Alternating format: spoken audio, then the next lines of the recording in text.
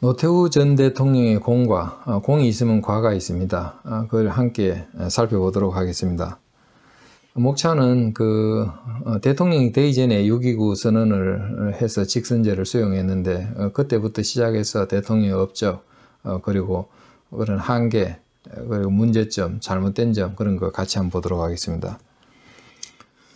1987년에 서울에서 대규모 야당과 학생, 시민들 시위가 있었습니다. 그거는 정부에서 계속해서 통일주체 국민회의라는 간접선거를 통해서 대통령을 뽑겠다고 고집하니까 시민들이 들고 일어났죠.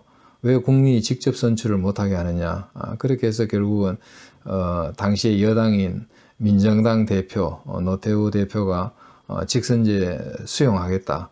그래서 그 직선제를 규정한 헌법을 만들고 그 헌법에 의해서 당당하게 정정당당하게 경선을 하겠다. 이렇게 발표를 합니다. 그것이 6.29 선언입니다.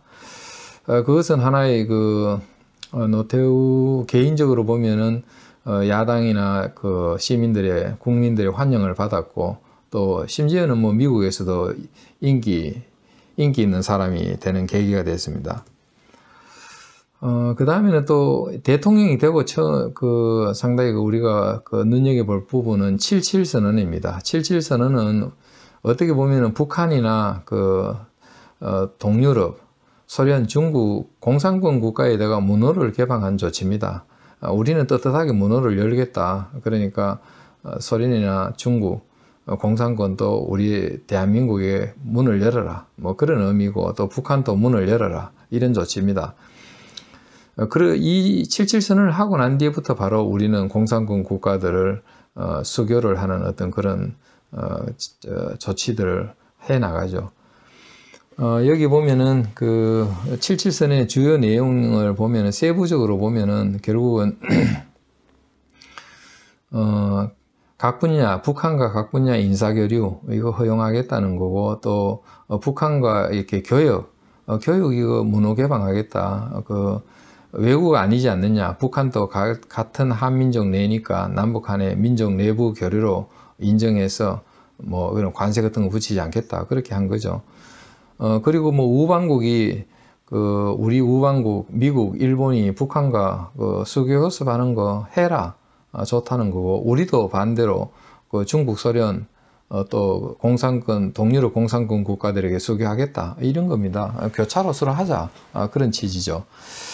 그렇게 해서 미국도 북한과 미북 대화를 하게 되고, 일본도 북한과 뭐 일북 대화 이렇게 하게 됩니다. 그렇게 해서 수교를 하려고 하는데, 역시 북한의 능력이 딸려서 결국은 일본, 미국과 수교를 못하게 되죠. 이것이 나중에 결국은 대한민국은 중국, 소련, 동유럽 공산권 국가들과 다 수교를 하는데 북한은 미국, 일본과 수교를 못하게 되는 불균형이 생긴 원인입니다. 그건 어떻게 보면 북한의 능력이 부족한 거죠. 그 다음 북방정책은 이제 7.7 선언을 바탕으로 해서 나가는 정책입니다. 그래서 북방정책의 목표는 여기 우리가 한번 볼 필요가 있습니다. 소련, 중국, 동유럽 공산권 국가와 수교를 통해서 남북관계를 개선하고 장차 통일의 여건을 조성하겠다. 통일하겠다는 게 그게 목표입니다. 노태우 대통령은 그런 뜻을 유엔 총회 연설에서 밝혔고 또 고르바초프도 어떤 형태로든 폐쇄적인 사회를 유지하는 것은 불가능하다 이렇게 이야기를 했습니다. 이게 사실 북한이 이것을 제대로 이해를 하고 여기 이 조리에 들어와야 되는데 아쉽게 그게 잘 안 됩니다. 나중에 보면은 우리나라는 89년, 90년 계속해서 동유럽 공산권 국가와 수교를 합니다. 처음에 헝가리, 폴란드, 유고슬라비아 이렇게 계속해 나가고 당시에 국제 정세를 보면은 여기 보면은 뭐 소련의 아프가니스탄 철수, 중소국경 분쟁 타결, 뭐 아주 과거의 갈등 요인들이 전부 해소되고 베를린 장벽이 붕괴되고 이런 독일 통일이 되고 이런 급변하는 정세입니다. 이 상황을 잘 활용해서 우리는 북방 정책으로 어느 정도 소기의 성과를 봤는데 사실 북한은 제대로 활용 못한 겁니다. 88 올림픽 이거 공산권 국가들의 그 대한민국에 대한 인식을 바꿔놓은 계기입니다. 여기 올림픽에 참가했던 사람들은 물론이고 TV를 통해서 전 세계에 중계됐습니다. 그래서 공산권 국가들 대한민국의 발전상 이런 거 보고 놀랬죠. 그렇게 해서 우리 대한민국에 대한 부정적 인식, 북한이 선전한 그런 인식들이 다 거짓말이구나 이렇게 알면서 수교가 굉장히 빨라지고 우리 대한민국에 대한 이미지도 굉장히 좋아졌습니다. 여기서 우리가 하나 눈여겨볼 거는 북한은 이런 우리 88 올림픽 같이 참여하면 되는데 결국은 참가를 하지 않았습니다. 오히려 아프리카 같은 데 가서 88 올림픽 방해 공작을 했다고 할까요? 다른 나라들에게 참가하지 말라고 설득하러 가는데 그것도 다 실패합니다. 요즘 모든 나라가 다 국제사회의 지지나 국제사회의 지원 속에서 나라를 운영하는데 그것을 대세를 거슬러 가지고 그 나라 발전이 되겠습니까? 그러니까 북한 말을 안 듣죠. 그렇게 하고 북한은 대신에 자기 나라에서 세계 청년 학생 축전을 개최를 합니다. 그거 하기 위해 가지고 유경호텔이라든지 5월 1일 경기장, 광복거리, 통일거리 엄청나게 전시성 건물을 합니다. 이때 돈 다 썼습니다. 그러니까 북한이 재정이 펑크날 수밖에 없습니다. 이런 무모한 일을 한 거죠. 우리가 여기서 기억해야 될 거는 남북한 간의 체육회담에서 앞으로 우리가 공동행사한테 자주 많이 쓰는 한반도 깃발 이때 합의를 했습니다. 근데 뭐 영원히 합의한 것이 아니라 이때 처음으로 합의했는데 가끔 그런 지금 한반도 깃발 사용하는 거 여러분 보셨죠? 이때가 첫 출발 회담 계기였습니다. 남북 기본합의서 체결 이것도 큰 업적이죠.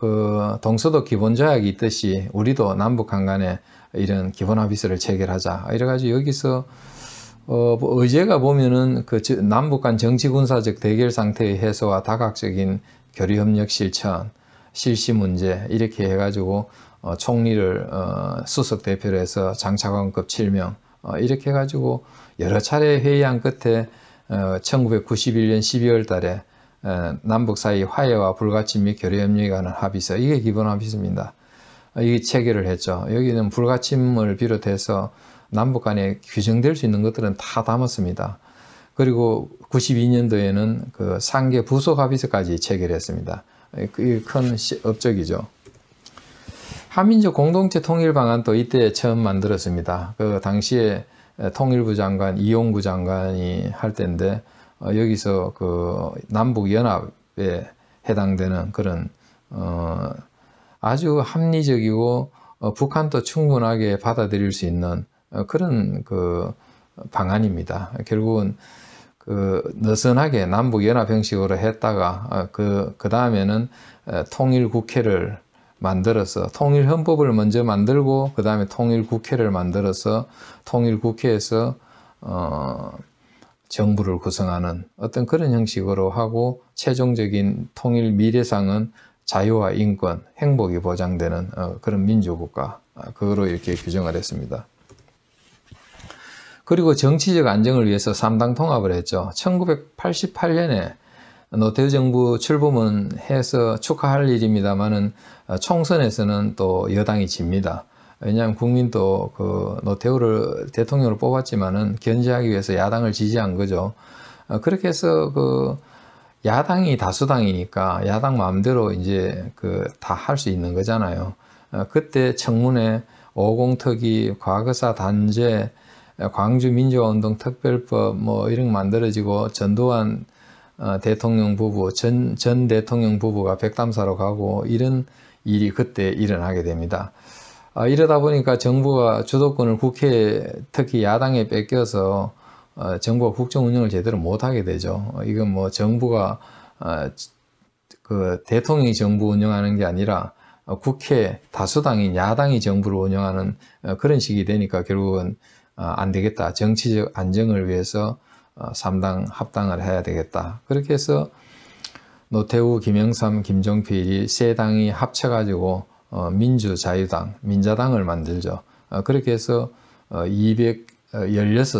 16 의석을 가진 거대 여당이 만들어집니다.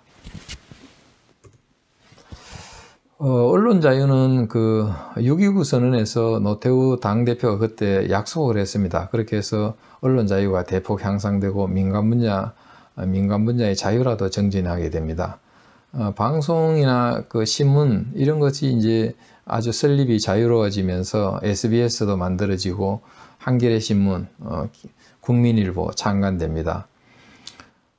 그리고 또 대학 총장도 이제 선출직으로 해서 나중에 뭐 저 과열이 됩니다만 어쨌든 민간 분야도 자유화가 많이 정진됐습니다.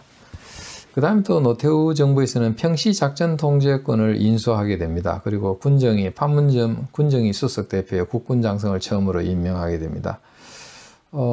전시는 뭐 그 유엔군과 한미 연합사가 있기 때문에 미군을 또 운용해야 되는 문제가 있으니까 전시에는 지금처럼 한미 연합사령관이자 유엔군 사령관이 그 전시 작전 통제권을 지휘하는 걸 하고 평시는 그럴 필요가 없지 않느냐. 그렇게 해서 평시에는 우리 대통령이 인수를 했습니다. 그게 이제 합의가 92년도에 합의를 했습니다. 그런데 이제 실제로 인수한 것은 김영삼 정부 때인 94년에 인수를 하게 됩니다. 그 외에도 그 판문점 군정이 수석 대표의 황은탁 소장 91년도 3월 달에 처음 임명을 하고 또 판문점 공동경비구역으로 가는 그 비무장지대 통로 경비 그거를 또 원래 미군이 맡았는데 국군이 인수를 했습니다.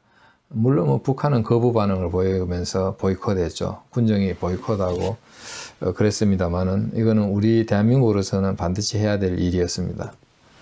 그 다음에 그 인프라 건설을 굉장히 많이 하게 됩니다. 그 전두환 정부 때 물가 안정을 위해서 억눌러 있던 그런 수요들을 이때 하게 되는데 주요한 인프라가 그 인천국제공항 지금은 아주 뭐 잘 돼 있죠. 그 다음에 그 서해안 고속도로 또 다음에 경부 고속철도, 나중에 호남 고속철도도 됩니다만 KTX죠. 그 다음에 자유로 이때 다 건설하게 됩니다. 그 다음에 이제 이런 아주 업적이 많은데 그 업적들이 다 그 소기의 목적을 달성했느냐 하면은 한계가 있습니다. 다 되지 않았습니다. 예를 들면 북방외교 같은 경우에는 통일의 여건 조성 뭐 그렇게 잡았습니다만은 통일로 가지 못했습니다. 그것은 서독 같은 경우에는 과거 그 독일 제국이라든지 그런 그 강대국 외교의 경험이 많아서인지 서독 같은 경우에는 그 소련하고도 이렇게 돈을 주고 또 합의를 이뤄내고 또 성전 연합국에 또 외교적으로 이렇게 동의를 얻어내고 해서 국제법적으로 독일 통일을 달성을 합니다. 근데 우리는 거기에 한참 못 갔죠. 북방정책은 거의 우리나라의 활동 무대를 넓혔다. 이것은 분명하게 얻은 그 덕입니다. 근데 그 이상 나아가지 못했다. 우리 주변에 있는 그 미국, 일본, 중국, 러시아 이 나라하고 잘 그 관계를 맺어가지고 풀어나가야 되는데 그런 외교력이라든지 경제력이라 정치술 이런 것이 다 독일보다는 못한 거죠. 그래서 그렇게는 못 갔다. 기본합의서 한 조항도 이행하지 못했습니다. 내용적으로는 완벽에 가까울 만큼 잘 만들었습니다. 그런데 뭐 그게 한 사람만 이행해서 이행이 됩니까? 그게 고장난명이죠. 그러니까 북한이 이행을 안 하니까 결국 이행을 못한 거죠. 북한은 대화까지 끊어버렸습니다. 93년 초에 아예 그 고위급 회담 또 분야별 공동위원회 이런 어떤 채널까지 끊어버렸기 때문에 사실 굉장히 안타까운 일이죠. 그리고 1991년에 맺은 한반도 비핵화선언 이거 북한과 합의했지 않습니까? 실제 노태우 대통령은 한국 내 핵무기 부존재 선언하고 부시 대통령도 한국 내에 전술핵이 없다 이렇게 확인까지 해줬지만은 또 북한은 핵 재처리 시설, 우라늄 농축 시설 보유하지 않겠다 이렇게 약속했습니다. 그런데 어떻게 됐습니까? 다 핵 개발하고 또 핵실험까지 하지 않았습니까? 결국은 이때 북한이 그 다른 것은 다 합의해 줬지만은 비핵화 공동선언에 이어서 검증과 사찰이 합의돼야 됩니다. 검증과 사찰이 안 된다면은 우리가 북한에서 어떤 그 합의를 위반하더라도 우리가 찾아내지를 못합니다. 그리고 약속을 지켰는지 여부를 알 수가 없습니다. 근데 북한이 검증과 사찰을 거부했죠. 그리고 그것이 성사가 안 되고 북한이 몰래 핵 개발하는 길로 가게 되는 것입니다. 또 북한은 그 동유럽 사회주의 국가들, 소련이 붕괴될 때 그 소련의 구공화국들, 특히 그 우크라이나, 벨라루시, 그리고 카자흐스탄 이런 나라들 다 핵을 가지고 있었습니다. 핵무기를 가지고 있고 탄도미사일까지 가지고 있었습니다. 그런데 그 도덕적 해이가 발생했을 때 북한이 거기 가서 그 사람들 기술 사가오고 기술자들 데려와 돈 많이 주고 데려와서 핵 개발을 하게 됩니다. 국제사회가 느슨한 틈을 타가지고 결국은 해체 중인 소련의 그런 기술자, 기술 그런 데려와가지고 핵을 개발하고 핵무장의 길로 갔다는 것 참 안타까운 일입니다.